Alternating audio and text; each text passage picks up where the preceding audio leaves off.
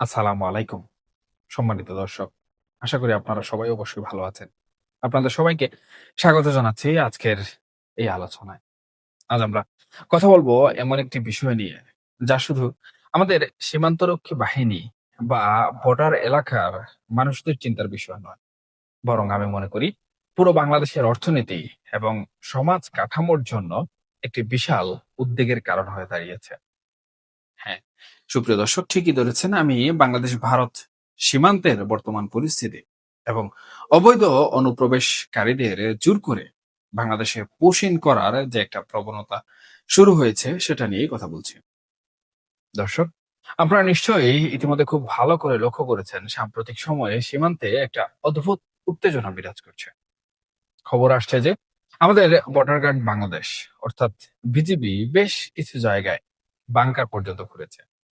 হ্যাঁ, বাংকার। একটা স্বাভাবিক শান্ত সীমান্তে বাংকার খোঁড়া তো কোনো স্বাভাবিক কথা নয়।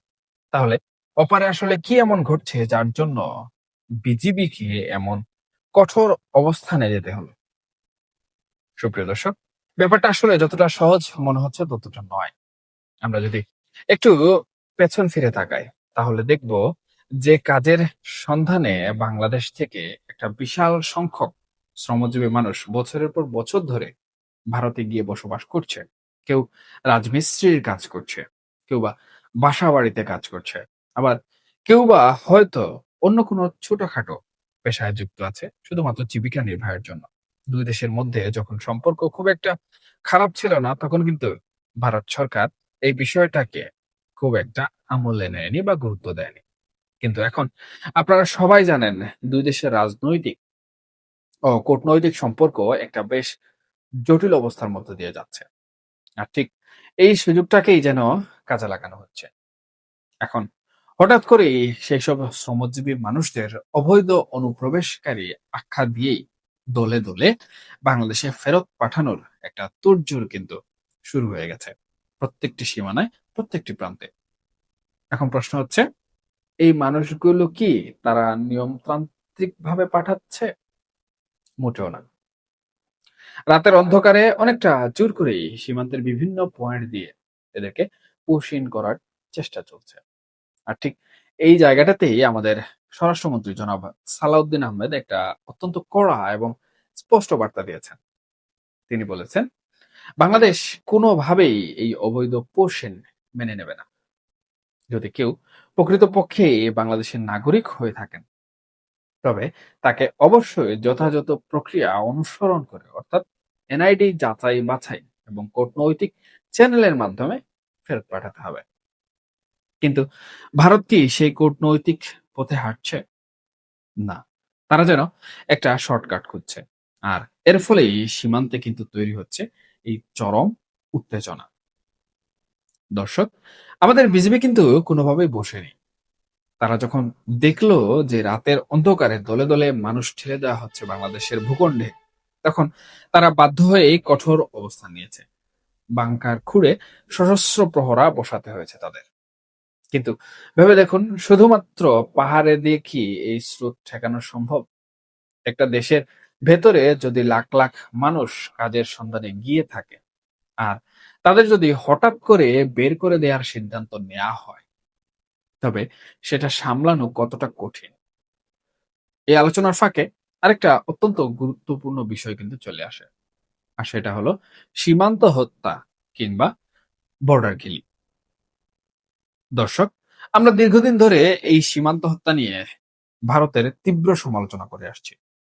কিন্তু আমাদের স্বরাষ্ট্রমন্ত্রী এই বিষয়ে একটা খুব ইন্টারেস্টিং ব্যাখ্যা দিয়েছেন, যা হয়তো আমাদের অনেকেরই চোখ খুলে দেবে। তিনি কি বলেছেন? তিনি বলেছেন, জিরো লাইনে বা নো ম্যানস ল্যান্ডে যদি আমাদের কোনো নাগরিককে গুলি করে মারা হয়, তবে সেটাকে নিশ্চিতভাবেই সীমান্ত হত্যা বলা যায়।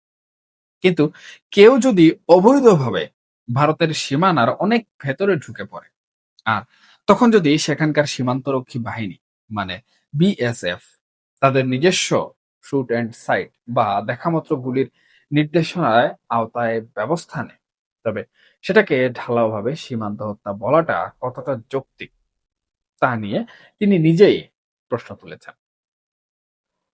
দেখুন, তার এই কথাটার একটা গভীর রাজনৈতিক অর্থ কিন্তু আছে। এর মানে হলো, আমরা আমাদের নাগরিকদের সুরক্ষা চাই ঠিকই, কিন্তু একই সাথে এটাও স্বীকার করতে হবে যে অন্য একটা দেশের নিজস্ব আইন বা সার্বভৌমত্বের প্রতিও আমাদের সম্মান দেখাতে হবে।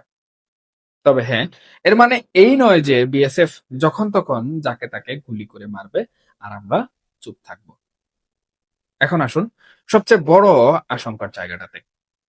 ধরুন, ভারত সরকার যদি সত্যি তাদের যে সিদ্ধান্ত নেওয়া হয়েছে সেই সিদ্ধান্ত অনুযায়ী লাখ লাখ শ্রমজীবী মানুষকে বাংলাদেশে ফেরত পাঠায়, তাহলে আমাদের আসলে কি হবে? এই মানুষগুলো তো খালি হাতে ফিরবে। তাদের থাকার জায়গা নেই, কাজ নেই। আমাদের অর্থনীতি কি একসাথে এত বিপুল সংখ্যক মানুষের কর্মসংস্থানের ভার কোনোভাবে নিতে পারবে? আমাদের সমাজ কাঠামো কি এই ধাক্কা কোনোভাবে সামলাতে পারবে? এটা শুধুমাত্র একটা সীমান্ত সমস্যা নয়। আমি মনে করি এটা আমাদের জন্য একটা বিশাল অর্থনৈতিক ও মানবিক বিপর্যয়ের অশনি সংকেত। আরেকটি গুরুত্বপূর্ণ বিষয় হচ্ছে ২ দেশের মধ্যে সম্পর্ক।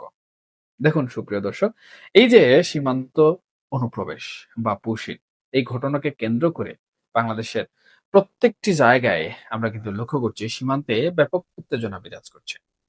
বিভিন্ন ভিডিও ফুটেজ, বিভিন্ন গণমাধ্যমের প্রতিবেদন, সব জায়গায় কিন্তু লক্ষ্য করা যাচ্ছে যে উভয় দিক থেকে এক ধরনের উত্তেজনা বিরাজমান।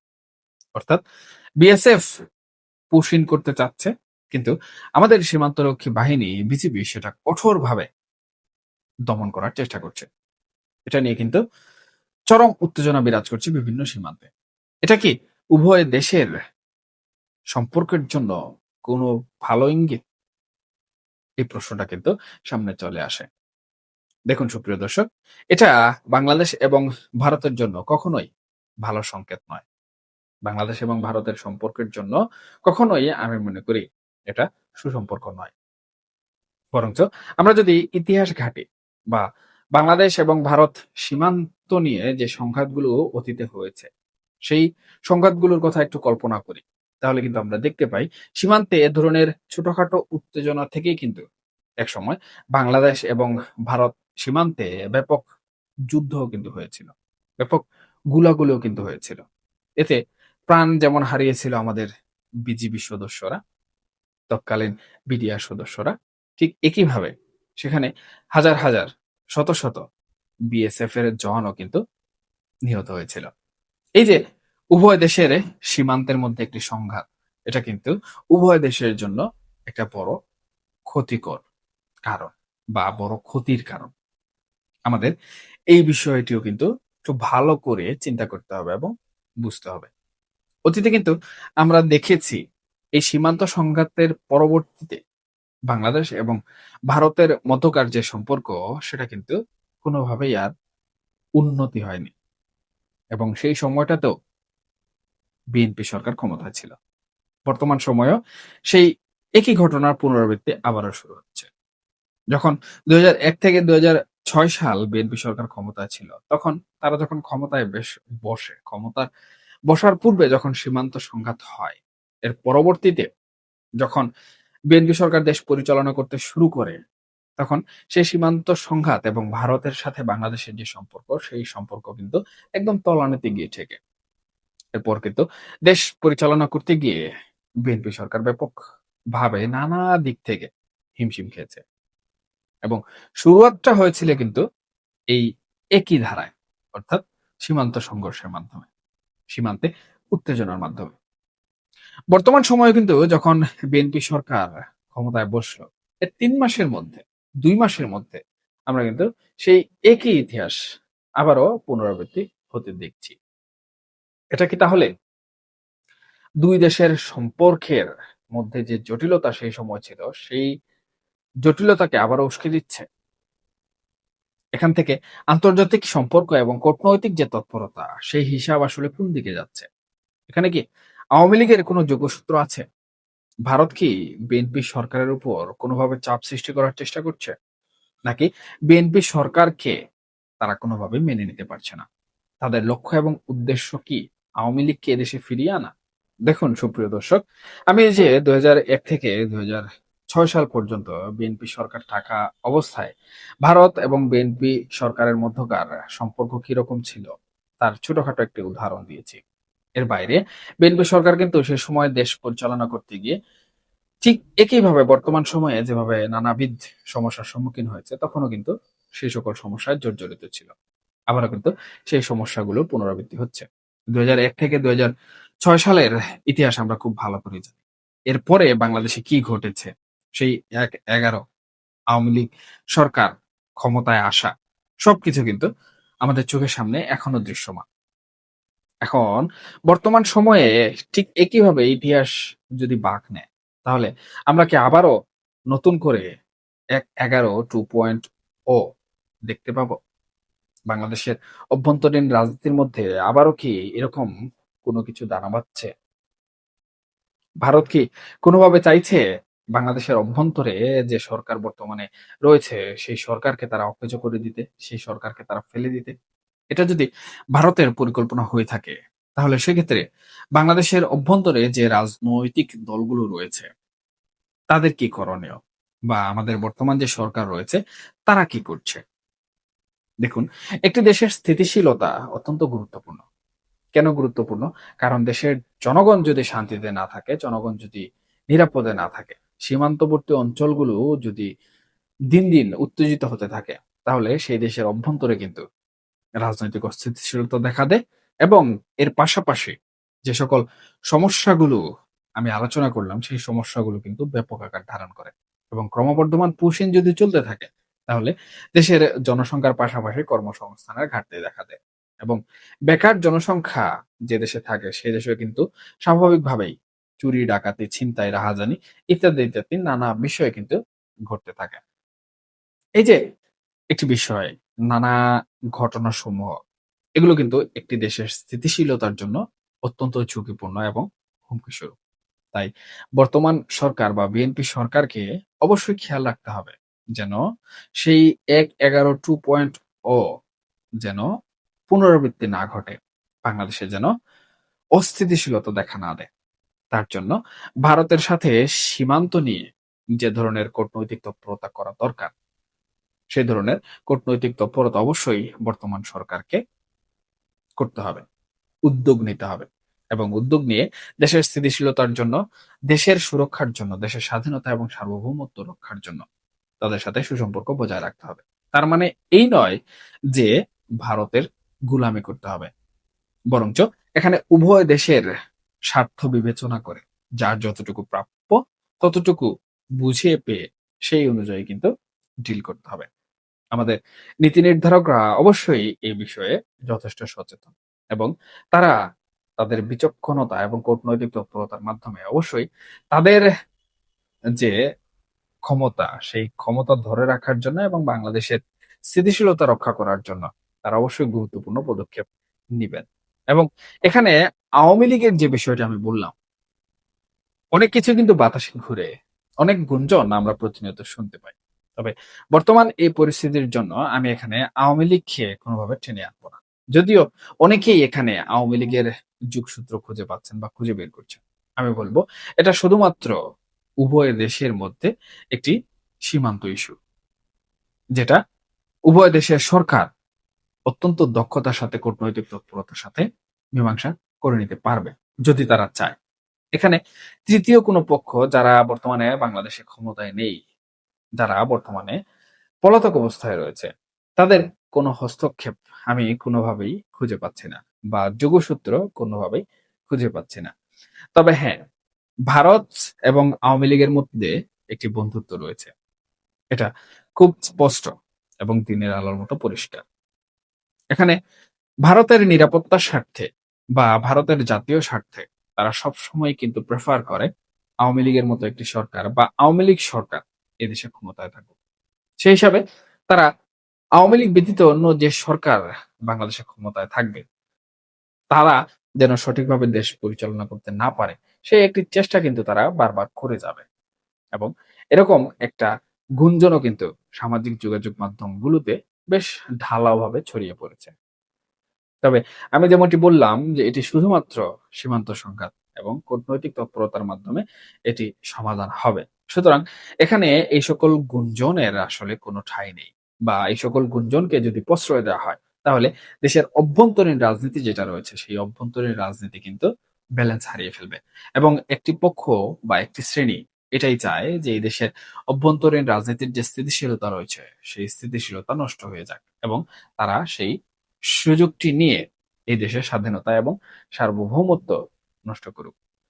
আশা করি বাংলাদেশের অভ্যন্তরীণ যে সকল রাজনৈতিক নেতৃবৃন্দ রয়েছেন, তারাও এই বিষয়টি আমলে নিয়ে এই সকল গুঞ্জনকে কোনো প্রকার আশ্রয় এবং প্রশ্রয় দিবেন না। এই যে পুশিন করা মানুষ, এই মানুষগুলোর উপায় কি? যারা এখন ভারতে আছেন, তাদের অনেকেই হয়তো আতঙ্কে দালালের খপ্পরে পড়ছেন। দালালরা হয়তো বলছে, "কিছু টাকা দাও, আমি রাতের অন্ধকারে বর্ডার পার করে দেব।" কিন্তু এটা একটা মরণ ফাঁদ ছাড়া আর কিছুই নয়। দালালের মাধ্যমে সীমান্ত পার হতে গিয়ে বিএসএফ এর গুলিতে প্রাণ যাওয়ার ঝুঁকি যেমন আছে, তেমনি ধরা পড়লে দীর্ঘমেয়াদী কারাবাসেরও শঙ্কা রয়েছে।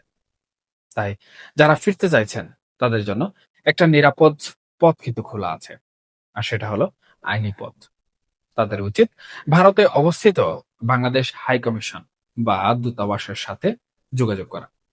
সেখান থেকে আউটপাস বা ট্রাভেল পারমিট সংগ্রহ করে দুই দেশের সীমান্তরক্ষী বাহিনীর আনুষ্ঠানিক হস্তান্তরের মাধ্যমে দেশে ফেরাটাই আমি মনে করি একমাত্র বুদ্ধিমানের কাজ। হ্যাঁ, প্রক্রিয়াটা হয়তো একটু দীর্ঘ, হয়তো একটু জটিল, কিন্তু অন্ততপক্ষে এতে জীবনের যে ঝুঁকিটা রয়েছে, সেই ঝুঁকিটা নেই। আসন্ন বিজিবি এবং বিএসএফ এর মহাপরিচালক পর্যায়ের বৈঠকে এই বিষয়গুলো জোরালোভাবে উঠবে বলে আমরা আশা করছি। ভারত বাংলাদেশ সম্পর্ক এখন একটা অত্যন্ত স্পর্শকাতর মোড়ে এসে দাঁড়িয়েছে। এই পশ্চিম ইস্যুটা শুধুমাত্র দুটো দেশের সীমান্তরক্ষী বাহিনীর সমস্যা নয়। এটা দুটো দেশের মধ্যকার আস্থার সংকটকেও চোখে আঙুল দিয়ে কিন্তু দেখিয়ে দিচ্ছে, যেমনটি আমি বর্ণনা করলাম। সামনের দিনগুলোতে পরিস্থিতি কোন দিকে মোড় নেয়, ভারত সরকার তাদের পুশব্যাক নীতিতে কতটা অনড় থাকে, আর বাংলাদেশ কিভাবে এই কূটনৈতিক ও মানবিক চাপ সামলায়, সেটাই এখন কিন্তু আমি মনে করি মুখ্য দেখার বিষয়। সুপ্রিয় দর্শক, আমরা কেউই চাই না সীমান্তে আর কোনো নিরীহ মানুষের রক্ত ঝরুক। আর একই সাথে আমরা এটাও চাই না যে আমাদের দেশ একটা অপ্রত্যাশিত অর্থনৈতিক বিপর্যয়ের মুখে পড়ুক।